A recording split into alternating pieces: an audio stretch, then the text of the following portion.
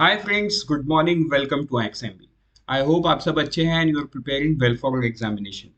तो शुरू करते हैं आज का हमारा करंट अफेयर जो कि है 6 जून 2023। तो फ्रेंड्स शुरू करते हैं। सबसे पहला न्यूज़ वो है अंतर्दृष्टि। तो देखो, ये अंतर्दृष्टि नाम आपको याद करना होगा, इसीलिए मैंने अंतर्दृष्टि ही लिखा। फाइनेंशियल इंक्लूजन डैशबोर्ड है ये आरबीआई का। ये नाम आपको याद करना होगा, बिकॉज ये नाम आप भूल गए तो एक डायरेक्ट सवाल बन सकता है, विच ऑफ द फॉलोइंग, ये आपको पूछ सकता है, what is the name of the financial inclusion dashboard that RBI has recently launch. तो आपका जवाब होगा अंतर्दृष्टि। ठीक है। सो देखो, ये है क्या, ये एक फाइनेंशियल इंक्लूजन डैशबोर्ड है। इसको समझते हैं। ये जो डैशबोर्ड आरबीआई का है, ये बाहर के लोगों के लिए नहीं है। ये आरबीआई अपने इंटरनल यूज के लिए बनाया है। By using this dashboard, RBI hopes to increase the level of financial inclusion in the country. And at any given point of time RBI ये देख सकता है कि देश में फाइनेंशियल इंक्लूजन का लेवल क्या है। तो देखो, RBI being someone who would monitor and implement or promote, I would say, promote financial inclusion in the country along with the government. तो it has to have a dashboard, right? या RBI को eight any given point of time ये पता रहना चाहिए कि देश की स्थिति अभी फाइनेंशियल इंक्लूजन को लेके क्या है।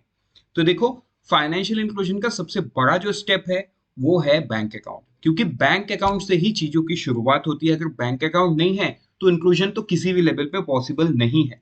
अगर इंक्लूजन है, मतलब अगर बैंक अकाउंट है, then RBI through its policies via bank, और government through its policies via bank या एनी अदर स्कीम्स लोगों को इंक्लूजन में ला सकती है। But without bank account it seems not possible. ठीक है। आज के दिन में अगर आप अटल पेंशन योजना भी सोचते हो, it's an initiative by government of India, लेकिन आप सोचो कि आपको जो मंथली पैसा देना है उसके लिए एक बैंक अकाउंट की जरूरत है, जहां से वो पैसा डिडक्ट होके गवर्नमेंट के पास जाएगी एंड गवर्नमेंट आपको वो जो इंश्योरेंस कवर है वो मुहैया करा पाएगी। Right. So everything begins with having a bank account. तो RBI being the regulator of the entire banking system, ये इनिशिएटिव लिया है फाइनेंशियल इंक्लूजन डैशबोर्ड का। अभी आरबीआई ने क्लियर किया, the dashboard presently intended for internal use in the RBI will further facilitate greater financial inclusion through a multi-stakeholder approach। ठीक है। तो ये बहुत सारे पॉलिसी इनिशिएटिव में आरबीआई को हेल्प करने वाला है। और जो फाइनेंशियल इंक्लूजन का थ्री पिलर्स है ना, एक है एक्सेस, एक है यूजेज, एक है क्वालिटी। ये सारे पैरामीटर्स में ये डैशबोर्ड आरबीआई को बताता रहेगा स्थिति क्या है। एक तो एक्सेस, जैसा कि मैंने बताया, एक्सेस तभी पॉसिबल है जब you have the bank account. उसके बाद सिर्फ होने से नहीं होगा बैंक अकाउंट, उसको यूज में भी लाना है। अब आप मान के चलो कि मेरे पास बैंक अकाउंट है, मुझे पता भी है, मुझे किसी ने बैंक बैंक से मुझे बताया है, गवर्नमेंट के सोर्सेज से मुझे पता चला है कि अटल पेंशन योजना है। अब अगर मैं उसमें ज्वाइन नहीं किया, then I am not using that facility. हमें तो यूज करना है। तो in that case usage is important. उसके बाद बात करते हैं हम क्वालिटी की, कि क्वालिटी इज इंपॉर्टेंट। तो ये तीनों पैरामीटर्स पे, ये तीनों डायमेंशंस पे आरबीआई का डैशबोर्ड आरबीआई को बताता रहेगा कि लेवल क्या है। इसी नोट पे बढ़ते हैं नेक्स्ट न्यूज में, वो है NIRF 2023, national institute ranking framework 23। ये फिफ्थ कॉन्जिक्यूटिव ईयर का आउट हो गया है, मतलब दिस इज एनआईआरएफ फिफ्थ। ठीक है। तो इसमें रिजल्ट क्या है कि Indian Institute of Technology Madras, IIT Madras, top rank को हासिल किया है in NIRF fifth one. Indian Institute of Science Bengaluru, best university according to Ministry of Education. मतलब इसको रिलीज कौन करता है? Ministry of Education. ठीक है। ISC Bengaluru has back the second spot in the overall category followed by IIT Delhi. मतलब सबसे पहले कौन है? आईआईटी मद्रास, उसके बाद है आईआईएससी बेंगलुरु, उसके बाद है आईआईटी दिल्ली। राइट। तो ये है रैंकिंग, बट ऐसा नहीं है, और भी बहुत सारे रैंकिंग है जो आप यहाँ पे पढ़ सकते हो, जैसे कि जवाहरलाल नेहरू यूनिवर्सिटी, बनारस यूनिवर्सिटी, उसके बाद Jamia Millia Islamia university, top autonomous institute in the overall list, bagging 10th 11th 12th spot respectively. Autonomous institute में ये टॉप है, लेकिन ओवरऑल में ये 10 11 और 12 ये है। ठीक है। जेएनयू 10 पे है, बनारस हिंदू यूनिवर्सिटी 11 पे है, जामिया मिलिया इस्लामिया 12th पे है। इंजीनियरिंग इंस्टीट्यूट में आईआईटी मद्रास टॉप किया है in the 8th consecutive year. Delhi University, Miranda House and college and Hindu College first and second spot मिला है among the college, followed by Presidency College Chennai. ठीक है। IISc Bengaluru best institution for research किया गया है by IIT Kanpur best for innovation. Management college में IIM Ahmedabad has been ranked top, followed by IIM Bangalore and IIM Kozhikode, right. Pharmacy में National Institute of Pharmaceutical Education and Research Hyderabad first हुआ है। Jamia Hamdard and BITS Pilani has been rank second and third spot. Law के लिए the National Law School of India University Bengaluru, followed by National Law University Delhi, NALSAR University of Law, ये सारा चीज आया है। तो देखो ये आप डाउनलोड करके चीजों को पढ़ो और बीपीडिया में भी ये कवर्ड रहेगा। बढ़ते आगे, नेक्स्ट न्यूज में वो है teachers pension scheme in England Wales. देखो यहाँ पे मैंने टीसीएस लिखा ताकि आपको हेडलाइन से ही याद हो जाए। इस ये वाले न्यूज में बहुत डीप में आपको सवाल नहीं पूछेगा, आपको स्ट्रेट सवाल पूछ सकता है, which of the following company recently backed contract for teachers pension scheme in England and Wales. ठीक है, एक तो ये सवाल हो गया, नहीं तो सवाल को घुमा के पूछेंगे। Recently TCS backed 10-year contract of teachers pension scheme in which country. ठीक है, तो आपका जवाब होगा in England and in Wales. ठीक है, तो टीसीएस का जो पैन सीएस है वही वाला प्लेटफॉर्म को टीसीएस मतलब वहां के जो पेंशन सिस्टम है उसको मैनेज करने के लिए दिया है एंड पूरे कॉन्ट्रैक्ट 10 साल का है विच टीसीएस हैज वॉन। बढ़ते आगे, नेक्स्ट न्यूज में वो है जीएसडीपी एस्टीमेट। तो देखो ये एज एन इंफॉर्मेशन है कि कुछ स्टेट्स है इंडिया में लाइक पंजाब, आंध्र प्रदेश, मध्य प्रदेश, उत्तराखंड एंड हरियाणा, इन्होंने अपना जो जीडीपी ग्रोथ रेट है ये नेशनल ग्रोथ रेट से कम रखा है इन दी ओवरऑल ईयर FY23 का। तो देखो FY23 का नेशनल डेटा आउट हो गया, लेकिन अभी भी स्टेट का जीएसडीपी डेटा आउट नहीं हुआ है।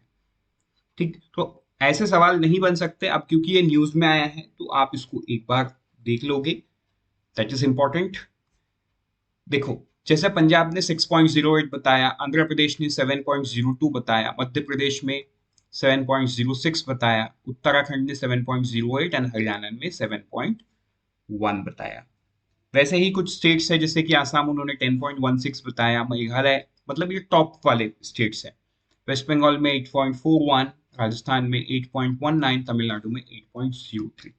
तो ये था न्यूज एज एन इंफॉर्मेशन कि Punjab, Andhra Pradesh, Madhya Pradesh, Uttarakhand and Haryana are the state who have given their estimate below the national estimate. बढ़ते हैं आगे, नेक्स्ट न्यूज में वो है सर्विस पीएमआई। जैसे कि आपको पता है ये जो डेटा है स्टैंडर्ड एंड पुअर ग्लोबल देता है एंड ये डेटा का 50 प्लस होना एक्सपेंशन दिखाता है, 50 माइनस होना कॉन्ट्रैक्शन दिखाता है। लेकिन अगर मान के चलो कि अच्छा मैं यहाँ रियल डेटा से ही समझा देता हूं। देखो पिछले साल अप्रैल में कितना था, 62 था, नॉट मंथ ऑन मंथ देखते हैं। अप्रैल में कितना था, 62 था। मई में कितना हुआ, 61.2। तो देखो ये दोनों ही 50 प्लस है, मतलब एक्सपेंशन तो दिखाया, लेकिन अप्रैल में 62 से जब ये मई में 61.2 आया तो इसका मतलब अप्रैल में जो लेवल था सर्विस का उस लेवल से थोड़ा सा कम हुआ है, 0.8 से कम हुआ है, राइट। तो ये दर्शाता है this may service PMI is the second highest print in under 13 year. ठीक है, डिक्लाइंड मार्जिनली, कितना है 61.2, ये आपको ध्यान में देना होगा। पढ़ते हैं आगे, नेक्स्ट न्यूज में वो है मनरेगा work demand highest in May. तो देखो मनरेगा जो कि एक एक्ट है एंड इस एक्ट के तहत लोगों को गारंटी दिया जाता है काम का, ठीक। Which is the highest for the month bearing the covid pandemic year, data on the scheme website source on June 5। जून 5 का जो डेटा है उस डेटा के हिसाब से जो मई महीना होता है वहां पे सबसे ज्यादा वर्क का डिमांड किया जाता है in the flagship scheme of government of India, that is MNREGA. In April 2023, April 24.06 million household had sought work under this scheme, ठीक है। लेकिन अगर आप मई की बात करो तो ये ज्यादा है। नाउ फाइनेंशियल ईयर 24 में जो बजट आया उस बजट में गवर्नमेंट ने कितना दिया, 60,000 करोड़ फॉर दी स्कीम। तो देखो ये अगर 63,000 करोड़ है, आपको याद होगा पिछले साल से ये तो कम है। पिछले साल 75,000 करोड़ दिया गया था, उससे उसके बाद और भी 25,000 करोड़ रुपए का डिमांड किया गया, राइट। बट उस डिमांड को आई थिंक टोटल वो रिवाइज एस्टिमेट रिवाइज एस्टिमेट में वो डेटा है और वो 60,000 करोड़ से ज्यादा ही है। लेकिन अगर आप पिछले साल से कंपेयर करोगे तो अमाउंट इज लेस। लेकिन ये भी एक फैक्ट है कि अमाउंट अभी शायद लेस है, लेकिन आगे जाके जैसे जैसे वर्क डिमांड होता है गवर्नमेंट इसको बैकफिल करते रहती है, right, from time to time. बढ़ते हैं आगे। अच्छा, इसी का एक ग्राफ हम देख लेते हैं। देखो ग्राफ में भी हम देख पा रहे हैं जो मई मंथ में है 37.3 million people have sought work in the month of May। बढ़ते हैं आगे। नेक्स्ट न्यूज में वो है कानूंगो कमेटी। तो देखो ये आरबीआई ने एक कमिटी सेटअप किया था आफ्टर मॉनेटरी पॉलिसी 8 अप्रैल 2022। तो पिछले साल जो 8 अप्रैल 2022 में मॉनेटरी पॉलिसी हुआ था उसमें आरबीआई ने ये बात कही थी। तो फॉलोइंग दैट मई 23 2022 में under the chairmanship of BP Kanungo, जो कि एक फॉर्मर डिप्टी गवर्नर थे आरबीआई के साथ, उनके अंडर में कमिटी सेटअप किया गया। इस कमिटी को क्या टर्म्स ऑफ रेफरेंस दिया गया, to review the quality of customer service, examine the evolving need, identify the best practice and suggest the measure for bringing about improvement in quality of customer service and grievance redress mechanism in the regulated entity. Regulated entity मतलब RBI जिनको regulate करता है, specially banks जहां पे customer involve है directly. तो ये जो कमेटी है, इस कमेटी ने अपना रिपोर्ट सबमिट कर दिया है एंड यहां पे कमेंट्स आरबीआई सॉर्ट कर रहा है अप टू जुलाई 7 2023, राइट। ये बहुत इंपॉर्टेंट है क्योंकि देखो India is a democratic nation, right. तो आरबीआई के पास ये रिपोर्ट सबमिट हुआ है। अब ये रिपोर्ट को आरबीआई अपने हिसाब से चेंज कर सकता है, आरबीआई हैज दैट पावर। लेकिन आरबीआई इसको एक्सटेंसिव डिस्कशन, क्योंकि जो रेगुलेटेड एंटिटी है वो रियल लाइफ में प्रॉब्लम फेस करते हैं because they are dealing with the customer and not the RBI. तो उनके पास फर्स्ट हैंड एक्सपीरियंस है, so they can also share their thought in the email by July 7। तो ये तुम्हें याद नहीं करना है, ये मैं एज एन इंफॉर्मेशन आपको बता रहा हूँ। बाकी जो कमिटी ने बताया वो हम एक एक करके देखते हैं।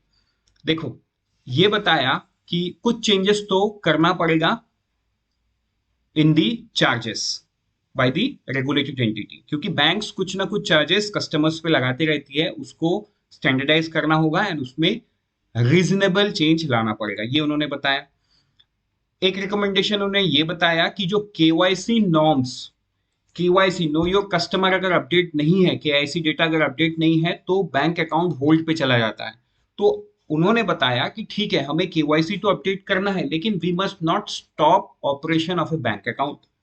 तीसरा सजेशन उन्होंने ये दिया कि penalising RE for delay in returning property document of the borrower.